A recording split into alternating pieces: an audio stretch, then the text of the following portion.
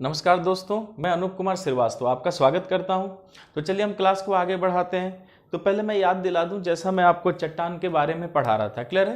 तो मैंने आपको कहा था 3 प्रकार के चट्टान हैं। तो आज हमें आग्नेय चट्टान से अपनी क्लास को शुरू करना है। और एक बात याद रखिएगा कि आग्नेय चट्टान बहुत इंपॉर्टेंट है। इससे डायरेक्ट और इनडायरेक्ट हमेशा प्रश्न आपको मिलते रहें। जो भी जैसा भी आपके क्लास नोट्स में मैं लिखवा रहा हूँ, आप बस उसे अच्छे से कवर कीजिए, उससे प्रश्न आपको मिलेंगे, निश्चित बाहर नहीं जाएंगे। स्पष्ट है। चलिए, तो यहाँ बच्चे हम आज शुरू करेंगे अपनी क्लास आग्नेय चट्टान से। ये देखिए, मैंने पहली हेडिंग क्या दे दी, आग्नेय चट्टान। क्लियर है। तो चलिए हम अपनी क्लास को आग्नेय चट्टान से शुरू करते हैं, इग्नियस रॉक से शुरू करते हैं। और एक चीज मैं बता दूं कि यहाँ मैंने आपको इंपॉर्टेंट का मार्क लगा दिया, क्योंकि आग्नेय चट्टान जो है वो क्या है, बहुत ही महत्वपूर्ण है, बहुत ही क्या है, इंपॉर्टेंट है। स्पष्ट है। चलिए, तो बच्चे सबसे पहले एक बात याद रखिएगा कि आग्नेय चट्टान को पढ़ने से पहले, जैसा मैंने आपको एक बात बताई थी, यहाँ पर सभी बच्चे केयर कीजिएगा कि मैंने आपको ये कहा था कि पृथ्वी का निर्माण किससे हुआ है, चट्टानों से हुआ है। मैंने आपको यही सिखाया था, ठीक है। तो जब पृथ्वी का निर्माण चट्टान से हुआ है, हमारी पहली हेडिंग आग्नेय चट्टान है, तो मैं आपको एक ऐसे वक्त में लेकर जाता हूं जब पृथ्वी नहीं थी। स्पष्ट है। आप कल्पना करेंगे आप एक ऐसे वक्त में हैं जब पृथ्वी नहीं थी।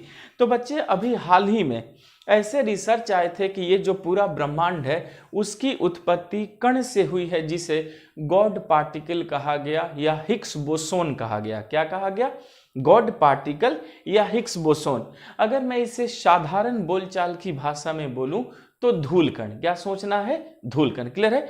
तो यहाँ सभी बच्चे ध्यान दीजिए कि क्या हुआ कि हमारे ब्रह्मांड में, स्पष्ट है बच्चे, एक धूल कण का गोला था। हमारे ब्रह्मांड में क्या था?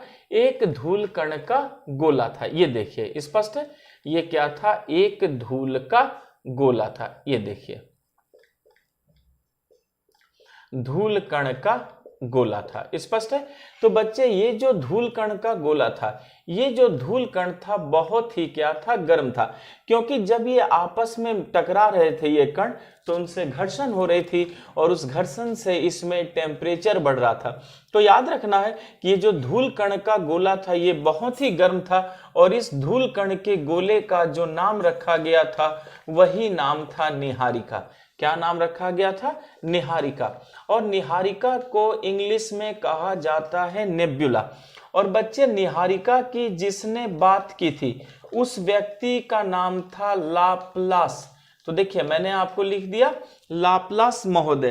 तो सभी बच्चे याद रखेंगे कि बहुत पहले, करोड़ों अरबों वर्ष पुराने बात है कि हमारे ब्रह्मांड में एक धूल के कण का गोला था, और ये जो धूल कण का गोला था ये बहुत ही क्या था?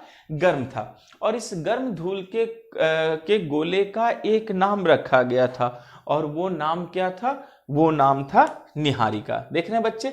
ये देखिए, ये बहुत ही क्या है? गर्म धूल कण का गोला है, जो लाल टेम्परेचर की बात करता है। धूल कण का गोला जिसका नाम निहारिका, इंग्लिश में नेबुला, और जिस व्यक्ति ने बताया था उसका क्या नाम था? लाप्लास महोदय। तो जैसा बच्चे विज्ञान कहता है कि संसार की प्रत्येक वस्तु एक दूसरे को आकर्षित करती है, ठीक है। जैसे न्यूटन का गुरुत्वाकर्षण नियम भी यही कहता है बच्चे कि संसार की प्रत्येक वस्तु एक दूसरे को क्या करती है? आकर्षित करती है। तो कल्पना करना है बच्चे कि इस धूल कण के गोले के सामने से एक बहुत बड़ा तारा गुजरा। याद रखेंगे बच्चे, इस धूल कण के सामने से एक बहुत बड़ा क्या हुआ? तारा गुजर रहा था। तो इस तारे के आकर्षण बल का प्रभाव इस पर भी पड़ा। क्लियर है। एक बहुत बड़ा तारा गुजर रहा था बच्चे, स्टार गुजर रहा था, और इस तारे के आकर्षण बल का प्रभाव इस धूल कण पे पड़ा। तो इस आकर्षण से धूल कण क्या हुए? इससे अलग होने लगे, और इससे अलग होकर एक जगह क्या होने लगे? एकत्रित होने लगे। तो जैसे जैसे ये तारा इस धूल कण के गोले के समीप आता रहा, इनसे आकर्षण से धूल कण क्या हुए? अलग होते रहे, और एक जगह क्या होते गए बच्चे? इकट्ठे होते गए। लेकिन धीरे धीरे ये तारा क्या हुआ? यहां से दूर निकलता गया। तो जैसे जैसे तारा दूर निकलता गया, उसके आकर्षण बल का मान भी क्या हुआ, कम हुआ। और ये धूल कण जो है इसके आकर्षण में आगे की ओर जितना बढ़ सकता था बढ़ गए, और उसके बाद जब ये दूर निकल गया, ये तारा दूर चला गया, इससे आकर्षण बल खत्म हो गया, तो ये धूल का गोला इससे अलग होकर ब्रह्मांड में खुद एक गोला बन गया। देख सकते हैं बच्चे। तो ऐसे देखा हमने कि इस तारे के आकर्षण से इससे धूलकण अलग हुए और अलग होकर अलग से इकट्ठा होकर एक गोला बनने लगे, और जब ये तारा दूर चला गया तो ये अपना एक स्वतंत्र अस्तित्व बनाकर एक ही जगह क्या हुए, ठहर गए।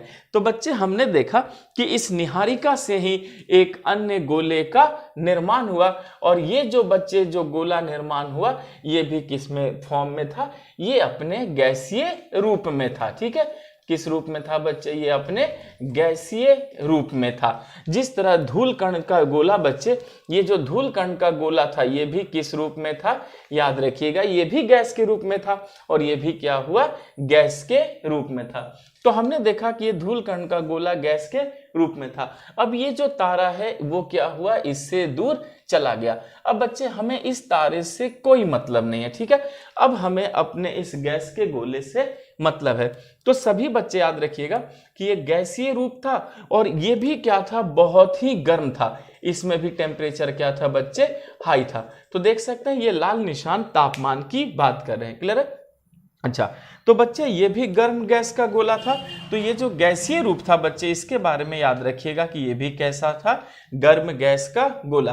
पर विज्ञान कहता है बच्चे कि जैसे जैसे टाइम बढ़ेगी वैसे वैसे टेम्परेचर क्या होगा, घटेगा।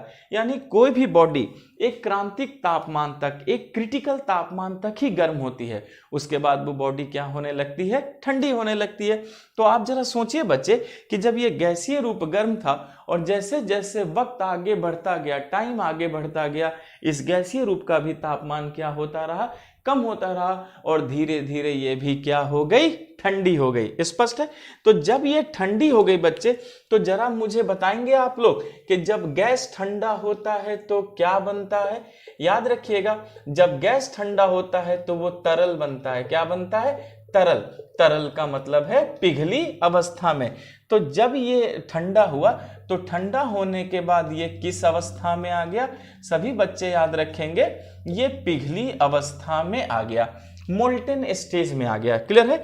तो लेकिन पिघली अवस्था में तो आया, लेकिन पिघली अवस्था में आने के साथ साथ ये भी क्या था, ये भी बहुत ही गर्म था। स्पष्ट है। तो चलिए, हमने देखा कि गैसीय रूप भी गर्म था और ये पिघली अवस्था में आया तो भी ये क्या था, गर्म था। फिर देखिए बच्चे, जैसे जैसे वक्त आगे बढ़ा, यहां देखिए, फिर जैसे जैसे टाइम आगे बढ़ रहा है वैसे वैसे इसका भी तापमान क्या हो रहा है, कम हो रहा है। तो आप ही बताओ बच्चे कि जब गैस ठंडा होगा तो क्या बनेगा, द्रव्य, और जब द्रव्य ठंडा होगा तो क्या बनेगा, तो जब द्रव्य ठंडा होगा तो फिर क्या बन जाएगा, वो ठोस। देख रहे हैं। तो आपने देखा कि ये पिघली अवस्था में जो था ये भी बाद में जम करके क्या हो गया, ठोस अवस्था में आ गया। ये देखिए बच्चे, किस अवस्था में आ गया, ठोस अवस्था में आ गया। स्पष्ट है। और जब ये ठोस अवस्था में आया तब तक ये पूरा ठंडा हो चुका था, तो अब ये ठोस अवस्था में आ गया। तो बच्चे अगर मैं आपसे ये पूछूं कि ठीक है चलो ये ठोस अवस्था में आ गया, यानी इसमें जो पिघली हुई चीज थी वो सब क्या हो गई थी, धीरे धीरे ठंडी हो गई, और ठंडी होने के साथ ही ये क्या हुई, ठोस अवस्था में आ गई। देख सकते हैं बच्चे, ये ठंडी हुई और ठोस अवस्था में आ गई। अब मुझे आप ये बताइए कि इसमें हमारी पृथ्वी कौन है, क्या हम गैसीय रूप में रहते हैं, या हम पिघली अवस्था में रहते हैं, या हम ठोस रूप में रहते हैं। तो बच्चे हम ये कहेंगे कि न तो हमारी पृथ्वी गैस के रूप में है न पिघले रूप में है, वो तो ठोस अवस्था में है। इसका मतलब है बच्चे कि जो ठोस अवस्था में है वही हमारी पृथ्वी है। इसका मतलब है कि ये जो अंतिम गोला है यही हमारा क्या है, पृथ्वी। इसका मतलब अब हमें इनसे कोई मतलब नहीं है, हमें किससे मतलब है, इससे मतलब। क्लियर है? तो अब देखिए बच्चे, अब वैज्ञानिकों ने क्या किया, इसका एज निकाला कि ठीक है चलो, जब हमारी पृथ्वी बनी थी, ठोस हुई थी, तो वो कितना वक्त पुराना था। तो सभी लोग याद रखेंगे कि हमारी पृथ्वी जो है वो 4.6 अरब वर्ष पूर्व बनी थी। स्पष्ट है? ये बहुत इंपॉर्टेंट है, सभी बच्चे याद रखिएगा कि जो हमारी पृथ्वी की जो आयु है वो आयु कितनी है, वो है 4.6 अरब वर्ष पूर्व, जिसे हम 4.6 बिलियन ईयर्स कहते हैं। तो सभी बच्चे याद रखेंगे कि 4.6 बिलियन ईयर्स यानी कि अरब वर्ष पूर्व पृथ्वी का निर्माण हुआ। और बच्चे यही क्या है, पृथ्वी की आयु है। स्पष्ट है? तो सभी बच्चे याद रखेंगे कि अगर पृथ्वी की आयु की बात की जाए कि पृथ्वी की आयु कितनी है, एज कितनी है, आप क्या कहेंगे, 4.6 years ago, billion years ago, 4.6 अरब वर्ष पूर्व। स्पष्ट है? अच्छा, किस विधि से निकाला गया? तो याद रखना है कि पृथ्वी की आयु जिस विधि से निकाली गई उस विधि को क्या कहा गया है, लेड यूरेनियम विधि। यहां सभी बच्चे याद रखिएगा कि पृथ्वी की जो आयु निकली है, पृथ्वी की आयु निकली है 4.6 अरब वर्ष पूर्व, और जिस विधि से हम लोगों ने निकाला है उस विधि का क्या नाम है बच्चे, उस विधि का ही नाम है लेड यूरेनियम विधि।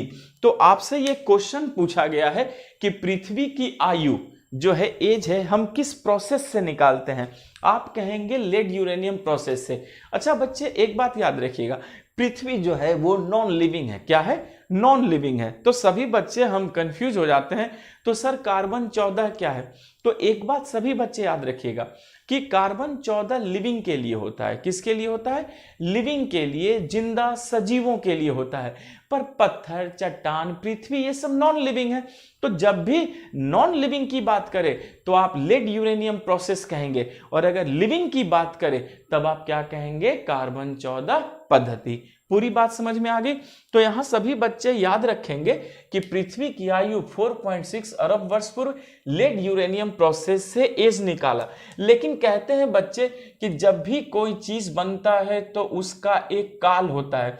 तो हो सकता है कि आपसे ये पूछा जाए कि ठीक है, पृथ्वी 4.6 अरब वर्ष पूर्व बनी है, तो उस समय को, उस काल को क्या कहते हैं? तो सभी बच्चे याद रखिएगा कि पृथ्वी का जब निर्माण हुआ था उस काल को ही हम प्री कैम्ब्रियम या आर्कियन, बच्चे ये भूलिएगा नहीं, बहुत इंपॉर्टेंट है, या धारवार कहते हैं, या क्या कहते हैं, या धारवार काल कहते हैं। पूरी बात समझ में आ गई?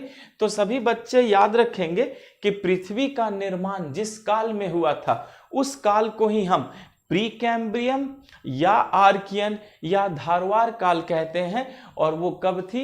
आज से 4.6 अरब वर्ष पूर्व थी। और लेड यूरेनियम प्रोसेस से हमने क्या किया है, पृथ्वी की आयु को निकाला है। पूरी बात समझ में आ गई? ठीक है, अब यहां मैं जो आपको बता रहा हूं सभी बच्चे बोर्ड पर ध्यान से देखिए, और बहुत इजी है, तुरंत क्लास में याद हो जाएगा। ये देखिए, ये देख रहे हैं गर्म गैस का गोला, फिर देखिए गर्म पिघला गोला, और ये फिर क्या है, ठंडा गोला। क्या मैं ऐसे कहूं, आग जैसे गैस का गोला, आग का पिघला गोला, और फिर उसी आग का ठोस गोला। आग आग आग, आग्नेय चट्टान। तो बताइए पृथ्वी का निर्माण किस चट्टान से हुआ है? आग्नेय चट्टान है। कौन है पृथ्वी की सबसे पुरानी चट्टान? आग्नेय चट्टान। पृथ्वी की प्रारंभिक चट्टान? आग्नेय चट्टान। पृथ्वी की मौलिक चट्टान? आग्नेय चट्टान। पृथ्वी की आधारिक चट्टान? आग्नेय चट्टान। पृथ्वी की माता चट्टान? आग्नेय चट्टान। किसे प्री कैम्ब्रियन, आर्कियन और धारवार चट्टान कहेंगे? तो आग्नेय चट्टान। पूरी बात समझ में आ गई बच्चे? यानी यही आग्नेय चट्टान है जिसने पृथ्वी को क्या किया है, जन्म दिया है। पूरी बात समझ में आ गई? और देखिए कैसे मैंने आपसे सारे प्रश्नों का आंसर यहां पर निकलवा लिया। अब उसी चीज को हम क्लास नोट्स में क्या करेंगे, जगह देंगे, और अपने आप देखिए सारी चीजें क्या होती चली जाएंगी, क्लियर होंगी। पूरी बात समझ में आ चुकी है सभी लोगों को? ठीक है, चलिए मैं मिटाता हूं और आपको एक एक बात अब लिख देता हूं जो आपने सीखा है। और यकीन मानिए बच्चे, आपके चट्टान से एक भी क्वेश्चन बाहर नहीं जाएगा अगर आप चीजों को लॉजिकली और तरीके से सीखेंगे और मैं कुछ ऐसी बातें बताऊंगा, बस आप उसे अपने जहन में रखेंगे, आप अपने आप सारे प्रश्नों को डील कर लेंगे। तो सभी बच्चे याद रखेंगे कि पृथ्वी का निर्माण किस चट्टान से हुआ है, तो हम क्या कहेंगे, आग्नेय चट्टान से। चलिए अब यहां से हम आग्नेय चट्टान को पढ़ना शुरू करते हैं। तो देखिए बच्चे, मैं एकदम पॉइंट्स में लिखवाऊंगा ताकि आपको कोई कंफ्यूजन ना हो।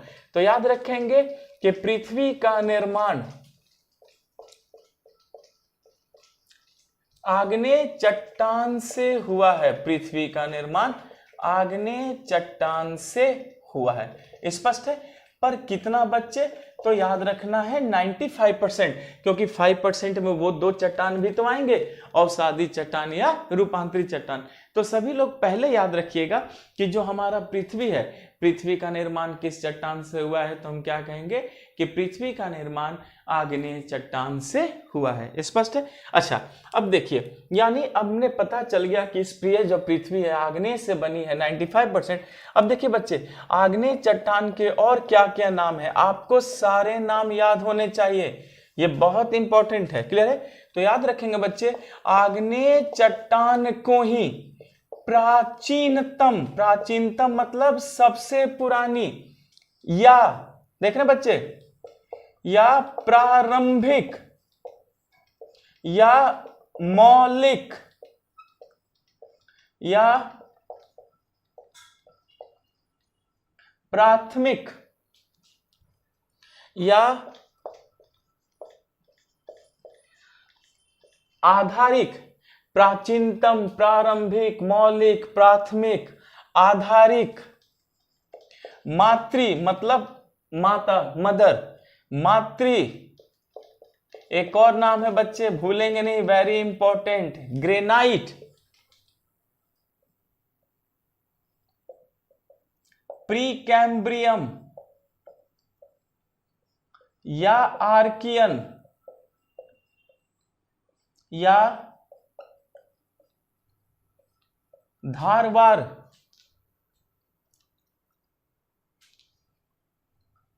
या पृथ्वी के इतिहास के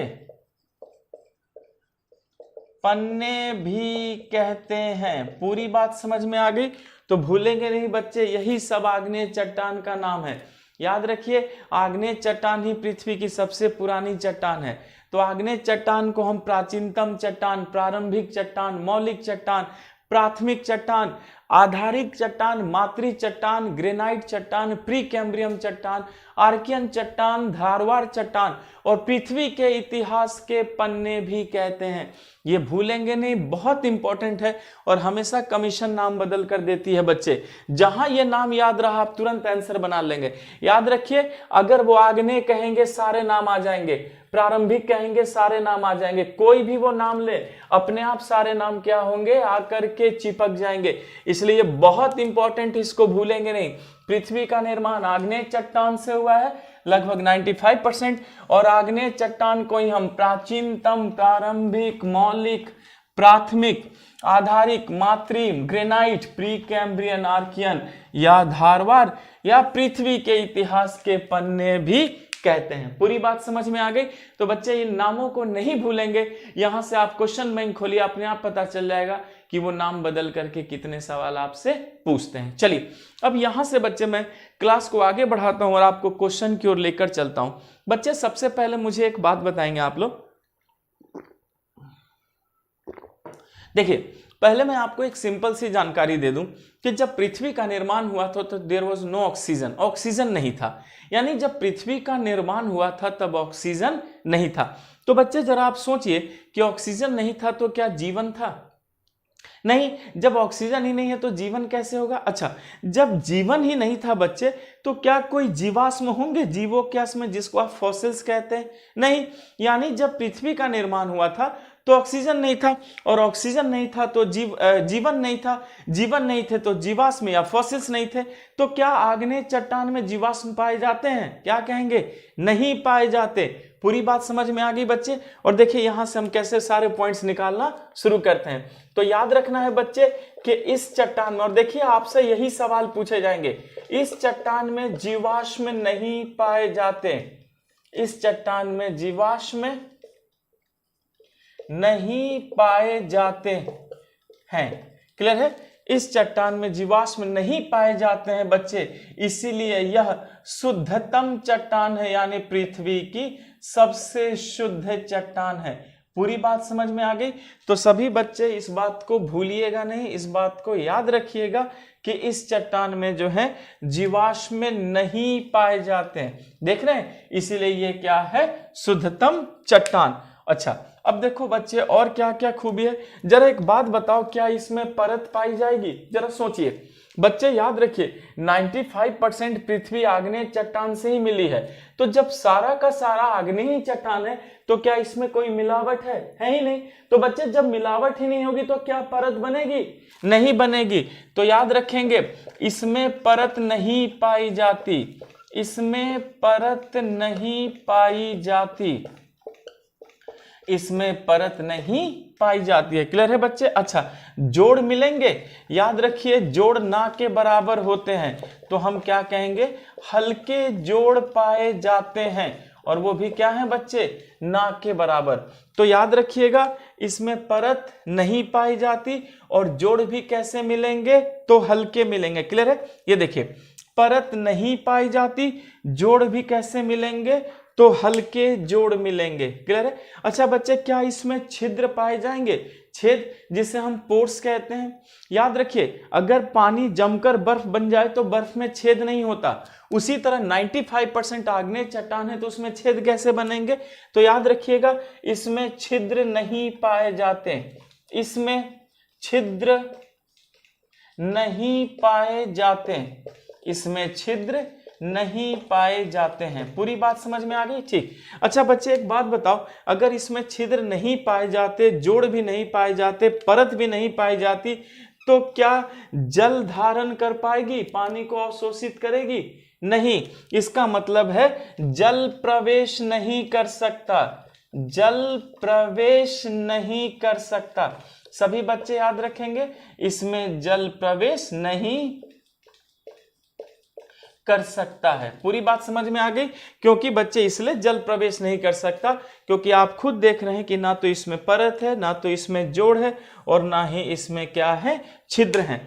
तो सभी लोग याद रखिएगा कि इस चट्टान में जीवाश्म नहीं पाए जाते, ये शुद्धतम चट्टान है, इसमें परत नहीं पाई जाती, हल्के जोड़ पाए जाते हैं, छिद्र नहीं पाए जाते, जल प्रवेश नहीं कर सकता। तो बच्चे एक बात याद रखना, अगर जल प्रवेश नहीं करेगा तो रासायनिक प्रक्रिया नहीं होगी। तो याद रखेंगे कि आग्नेय चट्टान में रासायनिक प्रक्रिया नहीं होती है। पूरी बात समझ में आ गई? ठीक। लेकिन बच्चे क्या इस पे टेम्परेचर का प्रभाव पड़ा है, तापमान का? अगर मैं ये पूछूं कि क्या आग्नेय चट्टान पे, चलो रासायनिक प्रक्रिया नहीं होती क्योंकि इसमें पानी प्रवेश नहीं कर सकता, लेकिन क्या टेम्परेचर का प्रभाव पड़ेगा? तो मैंने यही तो कहा था कि समय के साथ ये ठंडा होता गया तब पृथ्वी का आकार आया। इसका मतलब है टेम्परेचर का प्रभाव पड़ेगा। और बच्चे टेम्परेचर को ही हम भौतिक कहते हैं। तो जब इसमें रासायनिक प्रक्रिया होगी ही नहीं तो क्या भौतिक प्रक्रिया होगी? डेफिनेटली होगी। तो याद रखना है बच्चे कि इसमें भौतिक या यांत्रिक प्रक्रिया होती है, इसमें भौतिक या, याद रखेंगे भौतिक को ही हम यांत्रिक कहते हैं, यानी फिजिकल को ही मैकेनिकल कहते हैं। तो भौतिक या यांत्रिक प्रक्रिया होती है, भौतिक या यांत्रिक प्रक्रिया होती है। पूरी बात समझ में आ गई? तो याद रखेंगे रासायनिक प्रक्रिया नहीं होती है और इसमें भौतिक या यांत्रिक प्रक्रिया होती है। पूरी बात समझ में आ गई? तो बच्चे ये जो मैंने आपको कैरेक्टर्स लिखा है इसे सभी लोग अच्छे से याद रखिएगा। ठीक है बच्चे, मैं आपको अब यहाँ एक बहुत इंपॉर्टेंट पॉइंट सिखा रहा हूँ, कुछ भी रटने की जरूरत नहीं है। मुझे ये बताइए बच्चे, अगर मान लीजिए मैंने अपने एक हाथ में लोहा रखा है और एक हाथ में चूना पत्थर रखा है, एक हाथ में लोहा और दूसरे हाथ में चूना पत्थर, और मैं दोनों में पानी डालता हूँ, कौन रिएक्शन करेगा? जाहिर है चूना पत्थर। क्यों? क्योंकि चूना पत्थर पानी को सोख लेता है। क्या लोहा कभी पानी को सोखता है? आपने देखा है लोहे को फूलते हुए? नहीं। इसका मतलब है लोहा पानी नहीं पीता और चूना पत्थर पानी पीता है, तभी तो वह पानी को सोख लेता है। अब मुझे ये बताइए, इसमें धातु कौन है, चूना पत्थर या लोहा? मेटल। तो हम क्या कहेंगे कि इसमें जो धातु है, मेटल है, वो कौन है? लोहा है। जबकि चूना पत्थर तो नॉन मेटल है, तो हमें उससे की बात ही नहीं करनी। तो बच्चे जो धातु होता है यानी जो मेटल होता है वो पानी नहीं पीता। अच्छा, मुझे बताएंगे कि कौन सा चट्टान पानी नहीं पी रहा? तो मैंने अभी तो कहा कि आग्नेय चट्टान में जल प्रवेश नहीं कर सकता, तो आग्नेय चट्टान भी पानी नहीं पीता और धातु मेटल भी पानी नहीं पीता। तो क्या मैं कहूं कि जितने भी धातु की खनिज होगी सब किस चट्टान में मिलेगी? आग्नेय चट्टान में। पूरी बात समझ में आ गई? तो सभी बच्चे याद रखिएगा कि धातु की खनिज पाई जाती है, बहुत इंपॉर्टेंट है बच्चे, आग्नेय चट्टान में धातु खनिज पाई जाती है। इसलिए धातु खनिज पाई जाती है बच्चे, क्योंकि धातु पानी नहीं पीता और आग्नेय चट्टान भी क्या है? पानी नहीं पीता। तो आप लोग इसे याद रखिएगा और इस बात को भी याद रखिएगा कि जहां जहां पृथ्वी पर धातु मिलेगी, मेटल मिलेगी, वो कौन सा चट्टान होगा? आग्नेय चट्टान। तो सभी बच्चे इस बात को याद कर लीजिए अच्छे से कि जहां पर भी धातु की खनिज मिलेगी वो सिर्फ और सिर्फ आग्नेय चट्टान होगा। जितने भी धातु हैं, लोहा, सोना, चांदी, बच्चे लोहा, सोना, चांदी, पीतल और प्लस मतलब जो भी मेटल हो, ठीक है, चाहे वो आपका वो ग्रेफाइट हो, ये बच्चे ग्रेफाइट कह रहा हूं, चाहे वो मैग्नीज हो। क्लियर है? तो बस याद रखिएगा कि जितने भी धातु की खनिज होगी सब के सब आग्नेय चट्टान में पाई जाएंगी। यहां आपको पूरी बात समझ में आ गई? चलिए बच्चे, हमने यहां पर क्या किया कि आग्नेय चट्टान के सारे कैरेक्टर को जाना। अब यहीं से हम डेप्थ में जाएंगे। पहले मैं इसे मिटा दूं, सभी बच्चे सीख चुके हैं। चलिए, और निश्चित आप क्वेश्चन बैंक खोलकर देखना, आप अपने आप सारे प्रश्नों को बना लेंगे, क्योंकि यहीं से वो प्रश्नों को फंसाते हैं। और जैसा आप सीख लेंगे तो मुझे नहीं लगता कि आपको कभी भी किसी तरह के किसी भी प्रश्न में परेशानी होगी। चलिए,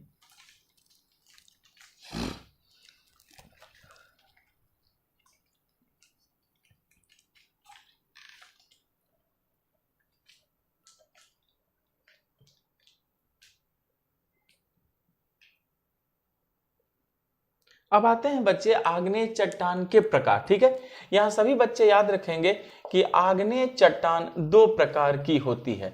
आग्नेय चट्टान दो प्रकार की होती है। अब हम इसके प्रकार को पढ़ेंगे बच्चे। दो प्रकार की होती है, स्पष्ट है? तो हमने देखा कि जो आग्नेय चट्टान है वो कितने प्रकार का? दो प्रकार का है। तो पहले नाम देखते हैं, पहला क्या है? तो याद रखेंगे बच्चे, पहला आग्नेय चट्टान का नाम है आंतरिक या अभ्यंतरिक या अंतर्भेदी आग्नेय चट्टान। क्लियर है? तो सभी बच्चे याद रखेंगे कि आग्नेय चट्टान दो प्रकार के हैं। क्लियर है? क्या क्या नाम है? आंतरिक या अभ्यंतरिक या अंतर्भेदी आग्नेय चट्टान। ओके, अब जो दूसरा चट्टान है, देखिए बच्चे, आंतरिक का उल्टा क्या होता है? बाह्य। तो दूसरा है बाह्य या बहिर्भेदी, बाह्य या बहिर्भेदी आग्नेय चट्टान, बाह्य या बहिर्भेदी आग्नेय चट्टान। पूरी बात समझ में आ गई? तो भूलेंगे नहीं, पहला है आंतरिक या अभ्यंतरिक आग्नेय चट्टान और दूसरा है बहिर्भेदी आग्नेय चट्टान। तो बच्चे देखिए, हमने पहले आग्नेय चट्टान के प्रकार को सीखा। अब यहीं से हम कॉमन सेंस लगाते हैं कि आंतरिक या अभ्यंतरिक चट्टान एक तो जमीन के नीचे की बात कर रहा है। अच्छा, बाह्य या बहिर्भेदी चट्टान कहाँ की बात कर रहा है? जमीन के ऊपर की। तो हमें सबसे पहले जमीन के नीचे की बात को करना है। क्लियर है? तो पहले हमारा पॉइंट कौन हो गया? आंतरिक, अभ्यंतरिक या अंतर्भेदी आग्नेय चट्टान। अब बच्चे जैसे जैसे मैं बोल रहा हूं उसको समझना शुरू कीजिए, अपने आप आपकी सारी चीजें क्या होती चली जाएंगी? क्लियर होती जाएंगी। ठीक है, ये देखिए बच्चे, ना। अब देखिए, सबसे पहले याद रखेंगे कि आंतरिक अभ्यंतरिक चट्टान क्या है। अगर पूछा जाएगा इसका निर्माण कहाँ होता है, तो आप क्या कहेंगे, इसका निर्माण सतह के अंदर होता है। समझते चलिए बच्चे, बहुत इजी है। इसका निर्माण सतह के अंदर होता है।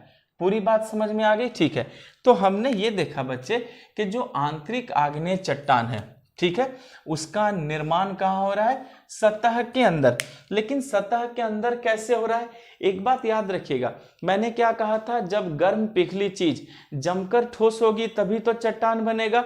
तो अगर आंतरिक आग्नेय चट्टान जमीन के नीचे बन रहा है, इसका मतलब वहां पहले कोई गर्म और पिघली हुई चीज है, तभी तो वो ठंडी होगी। ठीक है, तो देखो बच्चे कैसे हम सीखते हैं, याद रखेंगे सतह के नीचे, सतह के नीचे, सतह के नीचे गर्म एवं पिघले चट्टान।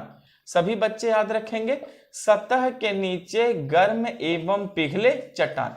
और देखिए मैंने ब्रैकेट में क्या लिखा है, मैग्मा। सभी बच्चे इस बात को याद रखिए, अगर आपसे पूछा जाए कि मैग्मा क्या होता है, तो बच्चे अगर कोई हमसे पूछता है कि मैग्मा क्या होता है, तो तुरंत हमारे दिमाग में लावा, ज्वालामुखी जैसे शब्द आने लगते हैं।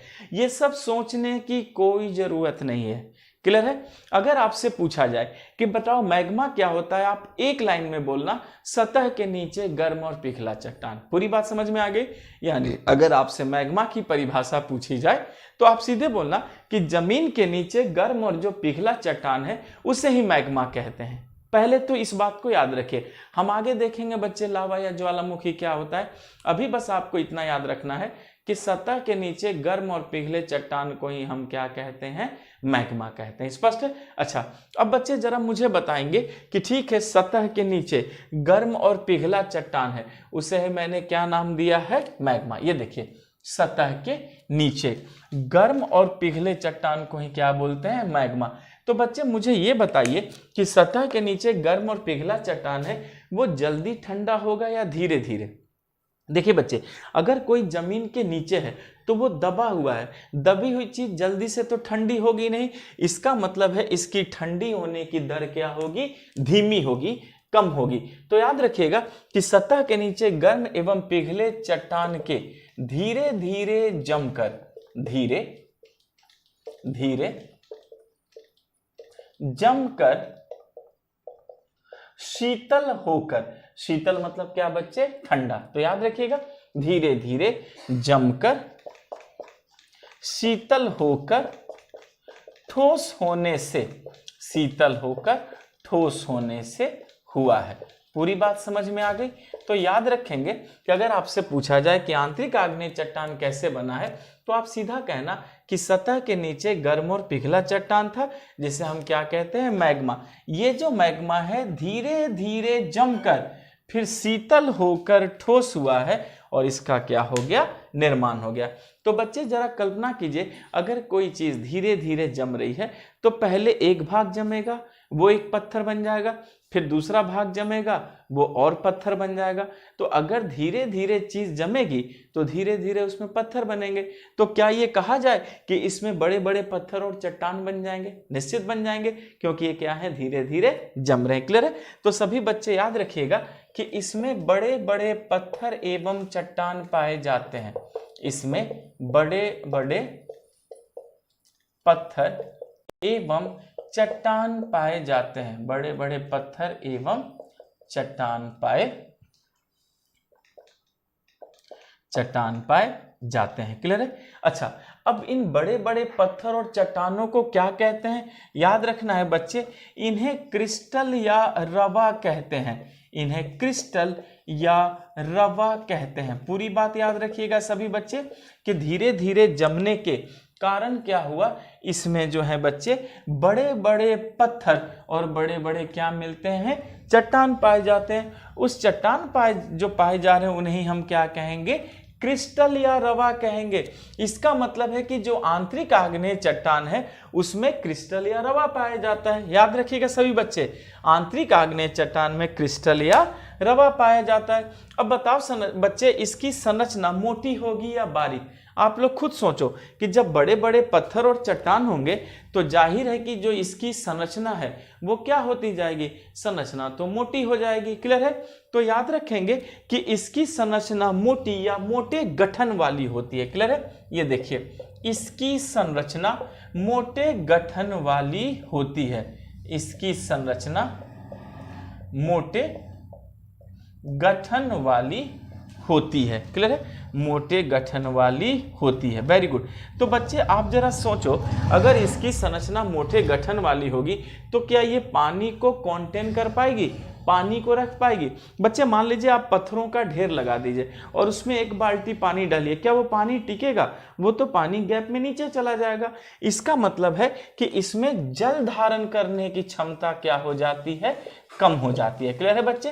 तो याद रखना है कि जल धारण करने की क्षमता, जल धारण करने की क्षमता कम होती है। पूरी बात समझ में आ गई? ठीक। तो हमने ये देखा कि संरचना इसकी क्या है, मोटे गठन वाली। ये देखिए, संरचना मोटे गठन वाली है और जल धारण करने की क्षमता क्या होती है, कम होती है। क्लियर हो गया? अब इसका एग्जाम्पल लिख देते हैं। इसका एग्जाम्पल क्या है, तो सभी बच्चे याद रखिएगा, इसी का एग्जाम्पल है जैसे कि ग्रेनाइट। और मैंने आपको उदाहरण में ग्रेनाइट भी बताया था ना बच्चे कि आग्नेय चट्टान का एक और नाम क्या है, ग्रेनाइट। तो सभी बच्चे इस बात को रट जाना, ये बहुत महत्वपूर्ण है कि ग्रेनाइट ही क्या है, जमीन के नीचे है। तो बताइए पृथ्वी किस चट्टान से बनी है, तो हम क्या कहेंगे, ग्रेनाइट चट्टान से। और ऊपर देखेंगे तो क्या कहेंगे, आग्नेय चट्टान से। तो बच्चे ऊपर की जानकारी कहती है आग्नेय चट्टान, लेकिन अगर उसका खास नाम पूछ दे तो आप क्या कहना, ग्रेनाइट चट्टान। मान लीजिए अगर आपसे ऑप्शन में दोनों पूछे कि बताओ पृथ्वी का निर्माण आग्नेय से हुआ है ग्रेनाइट से, तो आप तुरंत ग्रेनाइट टिक करना बच्चे, क्योंकि वो यही तो जज कर रहे हैं कि क्या आपको पता है कि जमीन के नीचे जो आग्नेय चट्टान है उसको एक खास नाम भी दिया गया है, और वो नाम क्या दे दिया गया है, ग्रेनाइट नाम दिया गया है। पूरी बात समझ में आ गई? तो बच्चे भूलेंगे नहीं कि यही ग्रेनाइट है। और देखते हैं कि जब आजकल मकानों में ग्रेनाइट के पत्थर भी लगते हैं, तो बच्चे ये जो ग्रेनाइट के पत्थर लगते हैं तो वो क्या करते हैं, जमीन या खान से खोदकर एक ग्रेनाइट के क्रिस्टल ही तो निकालते हैं बच्चे, और उसी क्रिस्टल को काट कर पॉलिशिंग करके घिस करके मकानों में लगाई जाती है। तो याद रखिएगा कि इस पूरी पृथ्वी के गर्भ में यानी आंतरिक आग्नेय चट्टान ही क्या है बच्चे, ग्रेनाइट है। यहां आपको पूरी बात समझ में आ गई? ठीक है, चलिए अब तो मैंने यहां पहले आपको आंतरिक आग्नेय चट्टान की खूबियां बता दी कि कैसे बना है।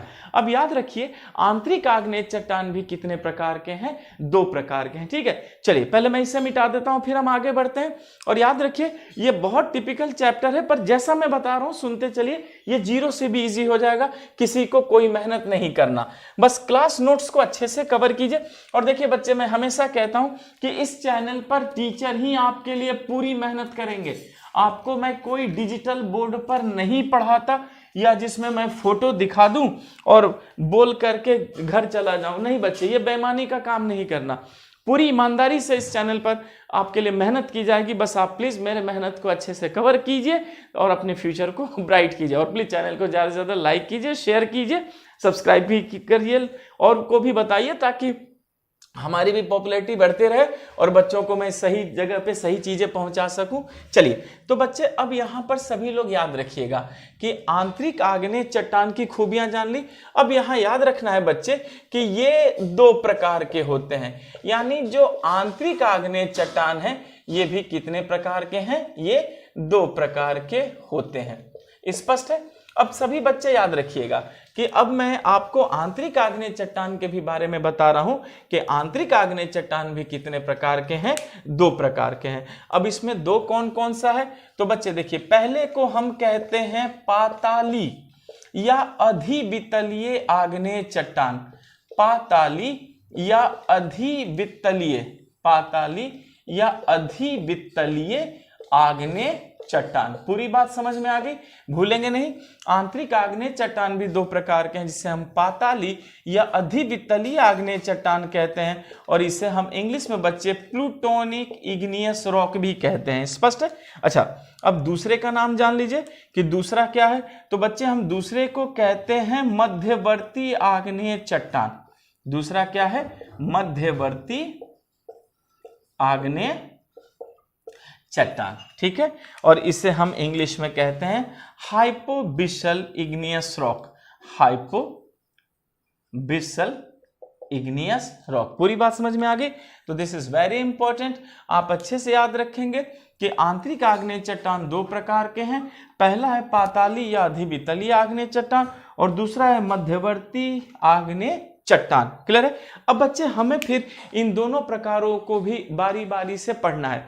एक बात याद रखिएगा कि जो अधिवितलीय आग्नेय चट्टान है या मध्यवर्ती आग्नेय चट्टान, इस सब का एग्जाम्पल वो ग्रेनाइट ही है, क्योंकि मैंने अभी आपको क्या कहा है कि जमीन के नीचे ग्रेनाइट पाई जाती है।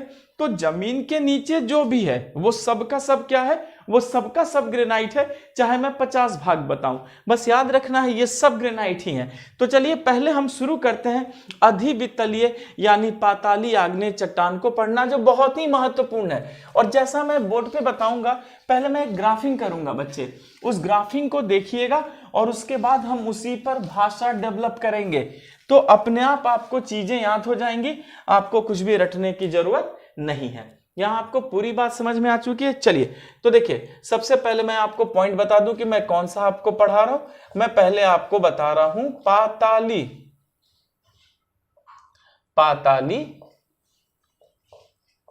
आग्नेय चट्टान, ठीक है।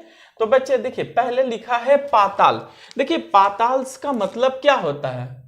पाताल का मतलब है एकदम पाताल, यानी पृथ्वी की गहराई में, गर्भ में। तो सभी लोग याद रखेंगे कि पूछा जाएगा कि पातालीय आग्नेय चट्टान कहां पाया जाता है, तो आप कहेंगे यह पृथ्वी की अधिक गहराई, या पृथ्वी की अधिक गहराई या गर्भ में पाई जाती है, या पृथ्वी की अधिक गहराई या गर्भ में पाई जाती है। पूरी बात समझ में आ गई? तो इस बात को सभी लोग याद रखेंगे कि पाताली आग्नेय चट्टान पृथ्वी की अधिक गहराई या गर्भ में पाई जाती है, ठीक है। अच्छा, अब अधिक गहराई या गर्भ में पाई जाती है, ये तो हमने सिंपल सा सीख लिया, तो बस इसे याद रखिएगा। और इसका एग्जाम्पल भी पूछेगा तो आप क्या कहेंगे बच्चे? इसका एग्जाम्पल भी हम वही कहेंगे कि वो क्या है? ग्रेनाइट चट्टान। तो याद रखेंगे, जो पृथ्वी की अधिक गहराई या गर्भ में पाई जाती है वही क्या है? पाताली आग्नेय चट्टान है। स्पष्ट है? अच्छा चलिए, यहां तो सीख लिए। अब हम आते हैं अगला, मध्यवर्ती आग्नेय चट्टान। मध्यवर्ती आग्नेय चट्टान। अब पूछा जाएगा कि मध्यवर्ती आग्नेय चट्टान कहां मिलती है, तो आप क्या कहेंगे? पाताली और सतह के बीच। पूरी बात समझ में आ गई बच्चे? तो याद रखेंगे, इसके लिए हम कहेंगे कि यह पाताली एवं सतह के मध्य, यह पाताली एवं सतह के मध्य विभिन्न रूपों में, ठीक है बच्चे, यह पाताली एवं सतह के मध्य विभिन्न रूपों में, यह पाताली एवं सतह के मध्य विभिन्न रूपों में पाई जाती है, विभिन्न रूपों में पाई जाती है। पूरी बात समझ में आ गई? तो भूलेंगे नहीं मध्यवर्ती आग्नेय चट्टान कहाँ है, तो हम कहेंगे ये पाताली और सतह के मध्य अलग अलग रूपों में पाई जाती है। और बच्चे इसके रूप आपसे पूछते हैं, तो हमें पहले याद रखना है कि पाताली आग्नेय चट्टान कहाँ मिलती है। हम कहेंगे पृथ्वी की अधिक गहराई में, यानी कि पृथ्वी के गर्भ में पाई जाएगी, ठीक है। लेकिन फिर प्रश्न है, तो मध्यवर्ती कहाँ मिलेगा? तो आप कहना कि पाताली और सतह के बीच है, वो मध्यवर्ती आग्नेय चट्टान है। क्योंकि बेटा एक बात याद रखिएगा कि आखिर कोई गर्म चीज है वही तो ठंडा हुआ है। तो विज्ञान या फिजिक्स ये भी कहता है कि गर्म चीज हमेशा ऊपर उठती है।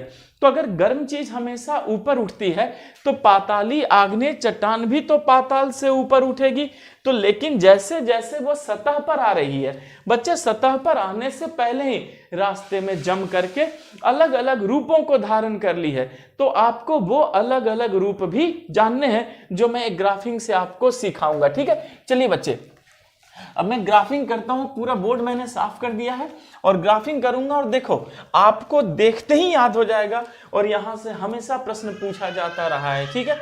चलिए यहां सभी बच्चे ध्यान दीजिए। देखिए बच्चे, सबसे पहले मैंने क्या किया कि ये बना दिया मैंने पृथ्वी, और ठीक है, और ये पृथ्वी का, अगर मान लीजिए बच्चे ये पृथ्वी का केंद्र है, वो क्या है? पृथ्वी का केंद्र। तो अगर वो पृथ्वी का केंद्र है, इसका मतलब है वो पृथ्वी की बहुत ही गहराई है बच्चे, ठीक है। जैसे मान लीजिए कि सपोज ये क्या है? पृथ्वी का केंद्र है। तो अगर ये पृथ्वी का केंद्र है तो पूरी गहराई है। तो याद रखना है कि केंद्र के पास जो चट्टान मिल रही है या पूरी गहराई में जो चट्टान मिल रही है, मैंने उसी का नाम तो पाताली कहा था, ठीक है। तो हमने देखा कि यही है पाताली आग्नेय चट्टान, जो कहां मिल रही है? पूरी गहराई में। लेकिन विज्ञान ये कहता है कि कोई भी गर्म चीज है वो ऊपर की ओर उठेगी। तो बच्चे, जब ये गर्म मैग्मा यानी गर्म और पिघला चट्टान ऊपर की ओर उठ रहा था, देखिए, तो जब ये ऊपर की ओर उठ रहा था तो रास्ते में जब तक ये सतह पर पहुंचा, तो सतह के बाहर तो हमें देखना नहीं है, हमें अंदर देखना है। तो पाताली और सतह के बीच यहां पर ये क्या कर रहा है? विभिन्न रूपों को लेकर के ठोस हो जा रहा है। तो हमें इन्हीं विभिन्न रूपों को पढ़ना है कि यहां पर रास्ते में वो कौन कौन सा विभिन्न रूप ले रहा है और उन रूपों के नाम क्या हैं, उनके आकार क्या हैं। बच्चे, वो उनके नाम भी पूछेंगे, आकार भी पूछते हैं। तो जैसा मैं ग्राफिंग करके आपको दिखाऊंगा, अपने आप आपको नाम और आकार पूरी बात अच्छे से समझ में आ जाएगी। पूरी बात समझ में आ चुकी है? Thank you class.